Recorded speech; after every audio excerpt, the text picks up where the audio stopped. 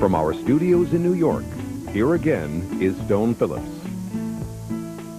1 week ago tonight at the Grammys, Melissa Etheridge, singer, emerged as Melissa Etheridge, survivor.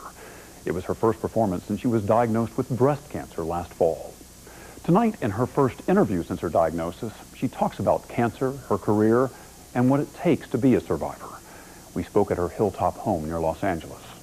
She is famous for going on stage and giving her all, but her performance at the Grammys was more than a musical act. It was an act of courage. Now make you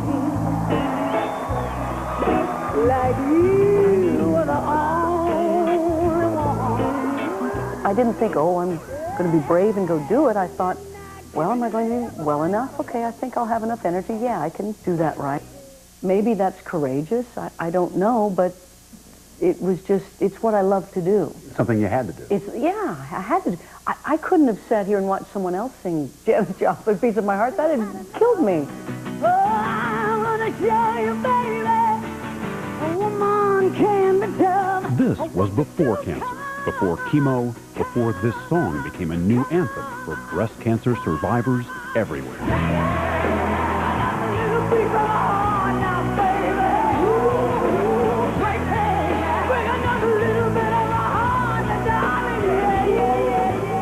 Are you surprised by the impact it had?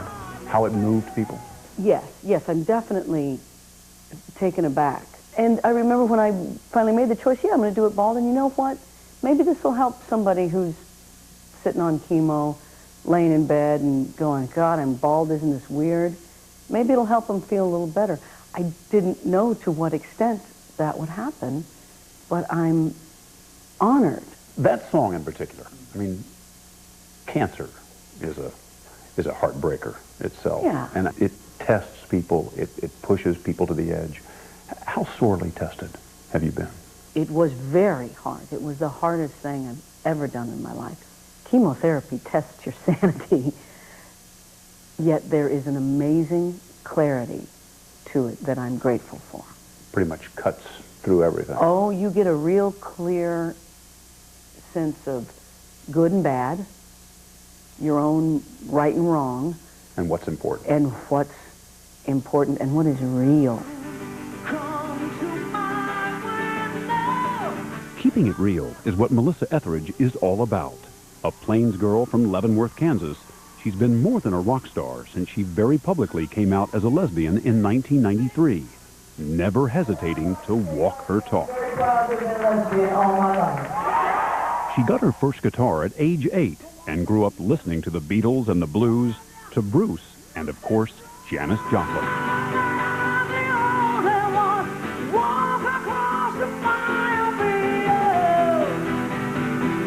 Years later, she would become famous for her own spirited live performances, that raspy rock voice, and her soulful lyrics, whether she's singing about love, loss, or her own sexuality.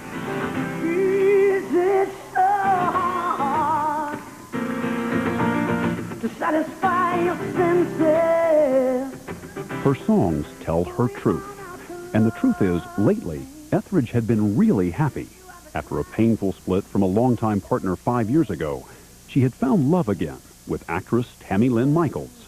You can hear it in her newest music. You find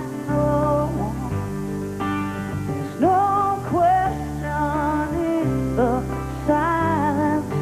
She was singing those songs on the Canadian leg of her latest concert tour last October, feeling full of life when, at age 43, she found a lump in her left breast. It was rather large, and I didn't know why I hadn't noticed it the day before, but it was just this day that it was right here and very noticeable, and I touched it, and there's something in your soul, you're like, this is different. So you could feel it, could you see it? Could you see the lump? Yes, you could see it. And it was alarming because I hadn't seen it the day before, and I didn't quite understand what it was. So this came up very, very suddenly. Very suddenly. I had just had a physical 2 months before with a breast exam. Having lost an aunt and a grandmother to breast cancer and her father to liver cancer, Etheridge has been vigilant about checkups and self-exams. Now she knew she needed to get off the road and to a doctor.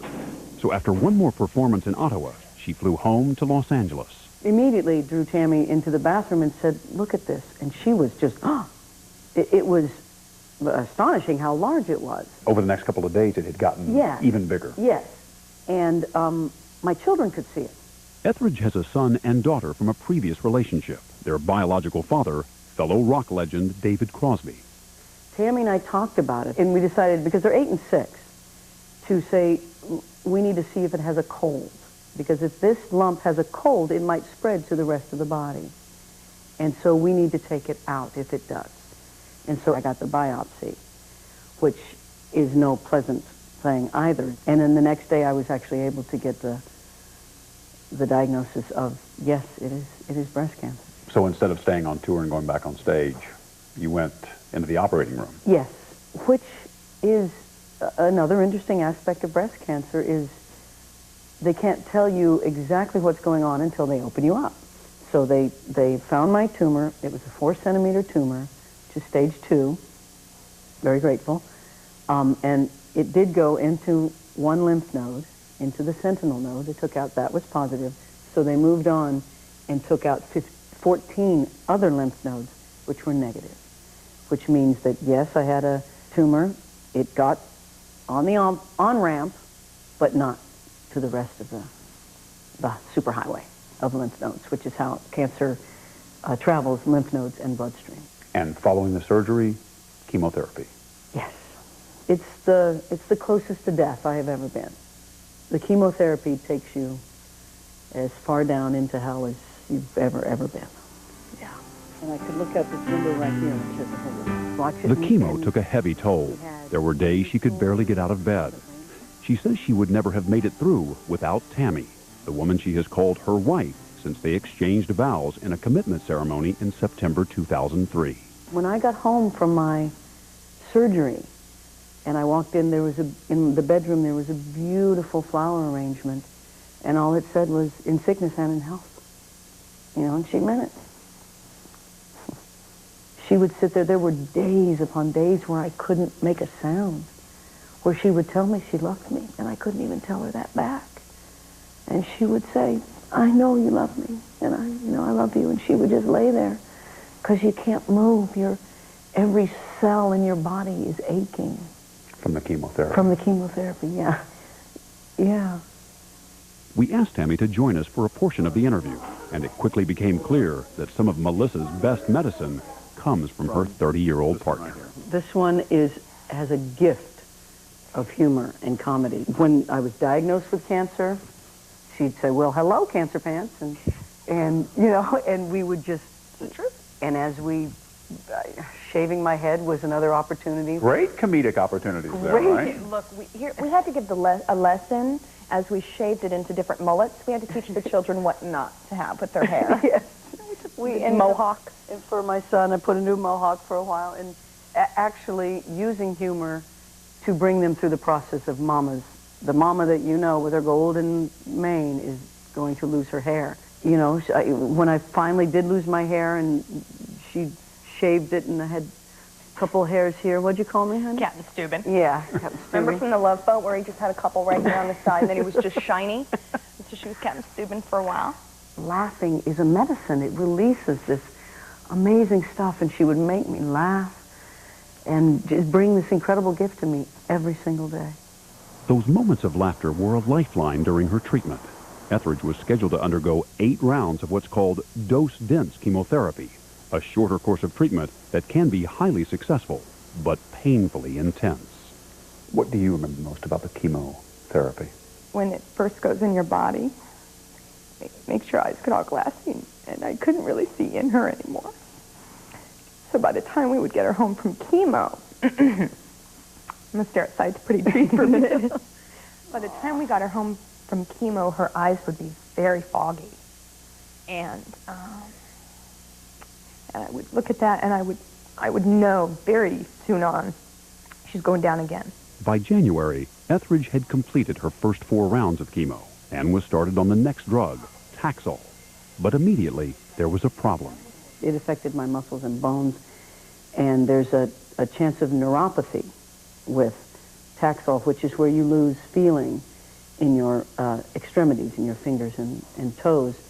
And the minute I started losing feeling in my fingertips, I threw a flag and went, wait, this is my livelihood you're talking about. Guitar player. Yeah, for a guitar player, this is, wait. After consulting with her doctors, she decided that between her surgery, 2 months of chemo, and radiation treatment, which she's currently undergoing, she could beat the cancer without the Taxol. I said that, and that was my own personal choice, to me, is not worth it. So I stopped early. And that choice created an opportunity, because once she stopped chemotherapy, she started to get her strength back, and the Grammy Awards were just around the corner.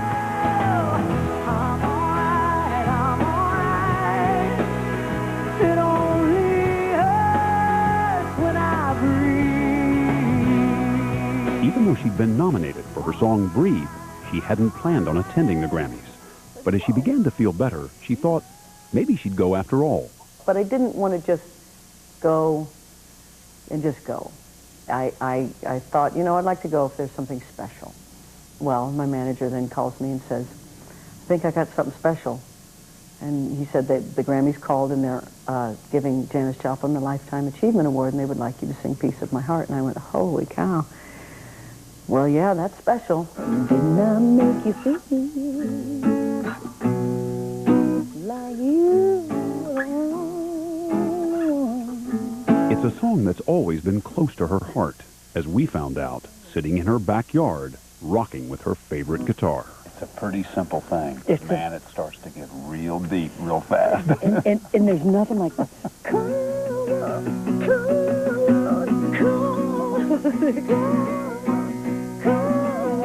and a huge release of, I had such a good time on the Grammys. I had such a good time playing. How she did it in front of millions of people on music's biggest night when we come back. We'll be right back right after this commercial. Melissa Etheridge describes chemotherapy as hell, and she was right in the middle of it when she heard she'd been nominated for a Grammy. She figured this was one award ceremony she would have to sit out. But then her chemo treatment for breast cancer came to an end, and when she was invited to sing a tribute to a woman she considers a major influence, Etheridge decided she would go to the Grammys with hair or without. It was very special that I had been presented with a day that I could come back into this entertainment world and show everyone that you are back and okay, and thought, okay, I'm going to do this. I'm just going to walk it. I'm not going to be afraid of the truth. And the truth is, yes, I had cancer. Yes, I got it out of me. Yes, I went through chemotherapy. Yes, I'm bald. In an image-crazed business, it was a big decision. I remember telling the camera crew, saying, look, I'm going to do this bald, so if you need any special lighting for this big old shiny head that's going to be shining, I need you to know. And they were like, okay, and they were all ready for it. Did you ever consider wearing a wig? I never considered wearing a wig. I couldn't imagine putting a wig on, and I couldn't imagine a wig staying on my head as I was flying around on stage. It's comfortable. I was going to go on stage and sing a rock song. I'm going to sweat. It's comfortable. I see another CD cover right here. Oh, bring it on. I don't know, it's growing now. It's starting to grow back, so every day I have a little bit more. You know, in a couple weeks, I'm going to have your hair. Hey. Hey, okay, I'm on. Well, it's nice and cool. Very cool. It wasn't a choice. Arriving at the Grammys with Tammy at her side, Melissa wasn't sure how people would react. Nobody had seen you. No one had. Pictures, no, nothing. And I stepped out, and there was just sort of this wonderful, warm applause, and I was, and I thought for a minute I was going to lose it, thinking, oh, what am I doing? This is really intense. But the jitters were gone as fellow singer Joss Stone called her to the stage.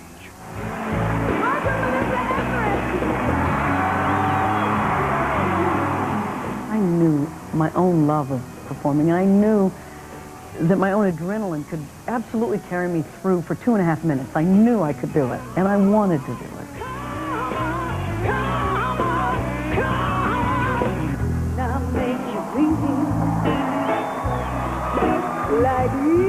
And those lyrics, I mean, that song, Talking about showing everybody, baby, that a woman can be tough.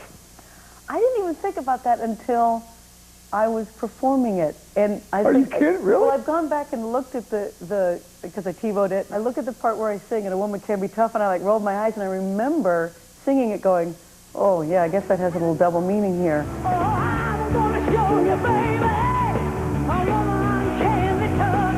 I want you to come on, and take it.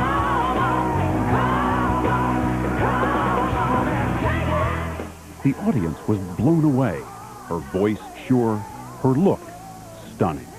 I thought you looked just beautiful. How did you feel you looked? There's a real,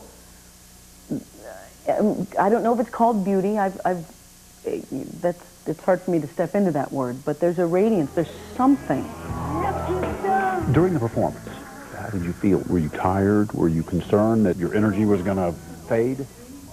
Because I was moving and singing in such a hard song that by the second verse, I got tired. I was like, uh-oh, uh-oh. I thought, wow. And you get the big scream coming. And I've got the big scream coming. The scream was so cathartic. It was the release. That primal.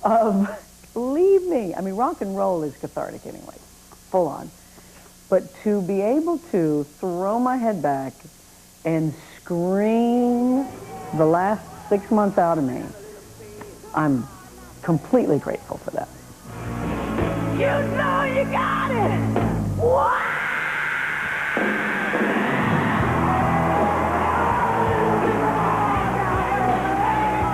In a way, Etheridge says, her battle with cancer has been a gift. I have never known such love and good energy that is coming to me every day, every moment. That's the gift. A wonderful gift.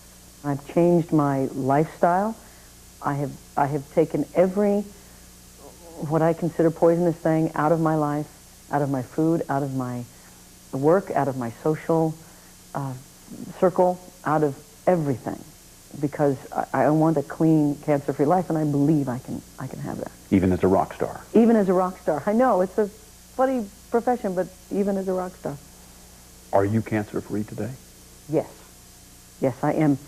In every detectable way and in every knowing way. In my heart and my mind, I know that that cancer does not exist in me today. Well, here's to healing, and here's to the healing power of rock and roll. Oh, yes, that's for sure. You know you got it. If it makes you feel good.